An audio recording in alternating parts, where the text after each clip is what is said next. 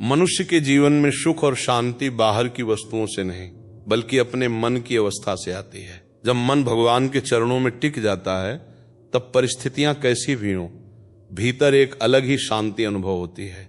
हमें संसार में रहते हुए अपने कर्तव्यों को ईमानदारी से निभाना चाहिए, लेकिन अपने मन को संसार की वस्तुओं का गुलाम नहीं बनाना चाहिए। धन, सम्मान और सुविधाएं जीवन को आसान बना सकती हैं, लेकिन सच्ची शांति केवल ईश्वर के स्मरण और अच्छे कर्मों से मिलती है।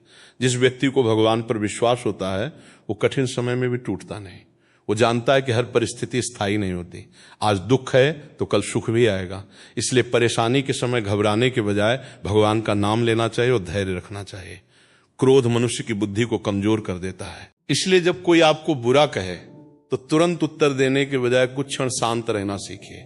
कई बार मौन वो उत्तर दे देता है जिसे शब्द कभी नहीं दे सकते। दूसरों की गलतियां देखने से पहले अपने भीतर झांकना चाहिए। हम दूसरों को बदलना चाहते हैं लेकिन स्वयं को बदलने का प्रयास नहीं करते। यदि मनुष्य अपने विचार, व्यवहार और वाणी को सुधार ले तो उसके जीवन में बहुत बड़ा परिवर्तन आ सकता है। किसी से तुलना मत कीजिए। हर व्यक्ति की परिस्थितियां, कर्म और जीवन की यात्रा अलग होती है। अपने जीवन को बेहतर बनाने पर ध्यान दीजिए। जो मिला है उसके लिए कृतज्ञ रहिए और जो नहीं मिला उसके लिए भगवान से शिकायत करने के बजाय अपने कर्म करते रहिए। सच्ची भक्ति केवल पूजा करने का नाम नहीं है। किसी भूखे को भोजन देना, दुखी व्यक्ति को सहारा देना, माता पिता का सम्मान करना, किसी के साथ छल न करना और अपनी वाणी से किसी को दुख न पहुंचाना भी भक्ति का ही रूप है। जीवन में जितना संभव हो कम बोलिए और मधुर बोलिए।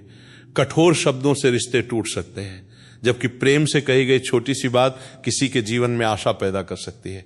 अपने मन को बार बार भगवान के नाम में लगाइए। जब मन भटकने लगे तब उसे धीरे धीरे वापस ईश्वर की ओर ले आइए।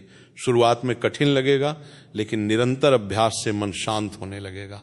याद रखिए, जीवन का उद्देश्य केवल अधिक धन कमाना नहीं है। जीवन का वास्तविक